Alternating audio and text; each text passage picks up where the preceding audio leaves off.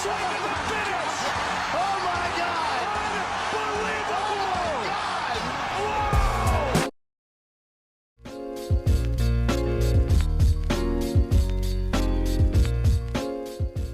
You pretty much called your shot next, right? You want a rematch with Chito Vera later this year? Yeah, I thought, you know, let's shoot a promo, but we'll see. He just the way he acts, he's so annoying. Just like he's not funny, and he tries to be. He's so ugly. He dresses like an idiot. It's like, God, do I really have to give this guy an opportunity? But I'm like, well, I'll probably just go out there and whoop his ass, make a lot of money, so I could.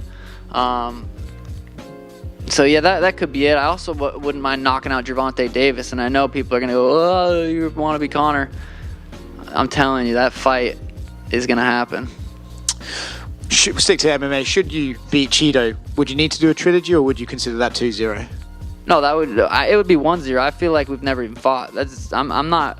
When I count my record of 18-0 now, you know, that's not even, that Chito fight is not even on there. That's not even a. It's nothing. The Sugar State Athletic Commission completely cleared that of everything, and that fight never even happened. And as far as Chito, like, obviously you guys have history, but how big do you think that fight can be? Because I mean, it seems that it can set itself up for like a big pay-per-view. Yeah, this was already what I'm being told is the biggest bantamweight fight in history. This already happened. It was the biggest fight before the fight even happened. I was hearing this, you know, days before the fight, that this was projected to be the biggest bantamweight fight of all time. You guys think it was because Aljo was on there? Aljo versus Henry happened a couple months ago. No one said nothing about that. So me versus Chito rematch would be fucking massive. You were probably warming up for your fight. Did you see Chito's fight tonight? Did you watch any of it? Hell no. I'm not gonna waste my time watching that. No, I was in the back. I looked up about 15 seconds out of the whole fight. I don't really like watching fights before my fight. I did. I looked up to see that he won. I was like, okay, yeah, fuck it. This is perfect. But how was it? Was it entertaining? Was it fun? Was it a Chito fight? Pretty technical. Close. Boring? Okay.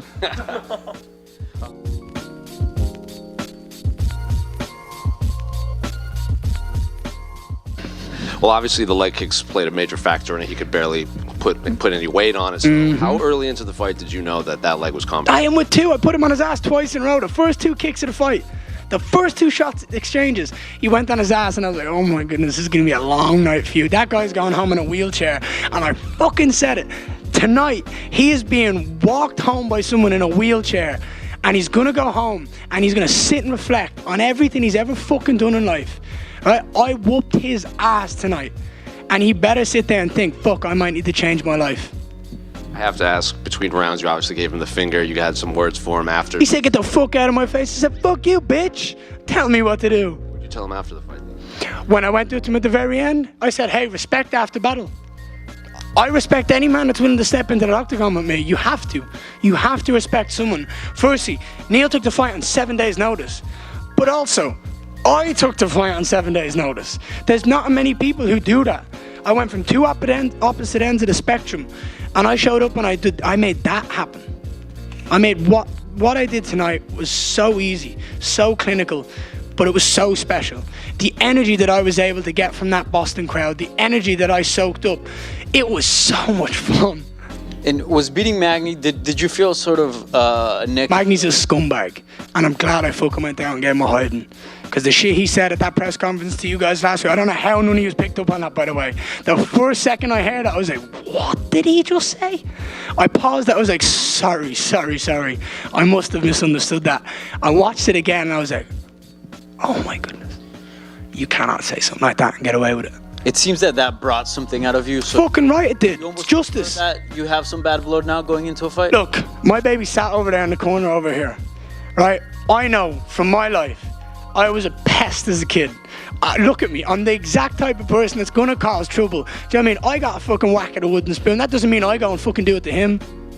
No, you break the cycle.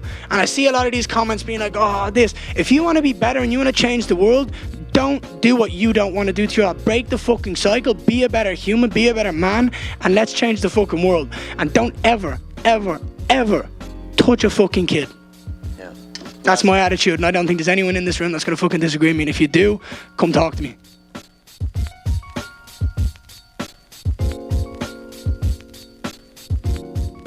We'll start with Sean O'Malley. I mean, it's not just a win, but he looked impressive doing it, right? The distance control in the first round, and then to get Aljo frustrated to land that counter. There's been some talk of like, oh, he's had everything handed to him. But after a performance like that, against one of the best champions in the division's history, this guy belongs at the top. Yeah, I mean, listen, Dana White privilege. You don't become number 2 in the world without earning it. So, and I don't pick that. You people do. So, then he went in there and delivered tonight. Yeah. There is no such thing as Dana White privilege in this company. They can do that type of shit in boxing. If you make it to the top here, you know what I mean? I'm not going to say that some people can't catch some breaks sometimes. People are hurt. This and that happens. Certain matchups can't happen at one time. You got a situation where Marab won't fight the champion. I mean, there's lots of different things that can happen, but it has nothing to do with us. It's just the way that timing and everything else plays out. When you get to a title shot, you've earned it here. What did you think of his performance? Who? Sean, tonight. How good did he look? How do you even want me to answer that question? He knocked him out. In my head, when you think about the fight and you think about Sterling, you say to yourself, how does Sean beat this guy? How does Sean stop the takedown? He's not going to be able to stop the takedown. Maybe he'll do it a couple times, but all night. Cejudo couldn't. But you never know, man. Styles make fights and things happen in fights that, you sometimes don't expect. And he got caught and he got stopped. There's a lot of talk about this guy's potential as a star for the UFC. I mean, he does crazy numbers already. How much more does a championship add to that star power for Sean O'Malley? We broke the all-time gate record here. Bruce Springsteen just played here and did 5 million. We did over 7 million. Okay, with the Boston Garden. We're the biggest thing other than the craziest fucking sports town on earth, other than their team that plays here. We're the biggest thing that's ever been here. So what does that tell you about O'Malley? This is also the biggest bantamweight championship fight ever on pay-per-view globally. It broke the record. Biggest bantamweight championship fight ever. I'm sure you saw the crowd at the end. O'Malley isn't going to be a star. He is a star.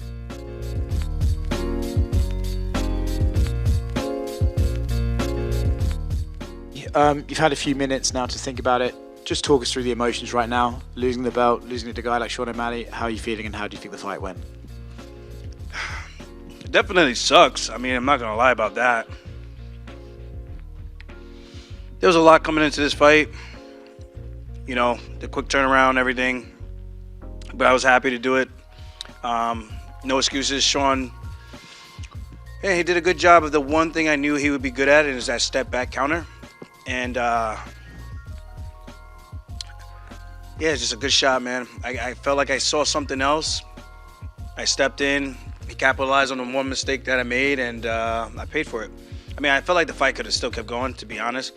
I rolled over to try to come back up, and as soon as he stepped in, I was fine, but it was just one of those things. Can't be mad at the ref. It is what it is, man. Losing sucks. It always does. Especially losing to him. But honestly, he's a good fighter, man. A lot of the things I said coming into this fight, I said I respect his skills. I know what he's good at. I know what my strengths are, and he was able to capitalize on that tonight. And I've been here before, man. I mean, a lot worse, though, with Marlon Moraes, and I was able to bounce back and put together a pretty good streak to even get the belt, So it's just one of those things. Life goes on, and it's whatever you decide to make of it, It's just one of those things, and I'm going to remember this night for a very long time, and it's going to fuel me for just bigger and greater things.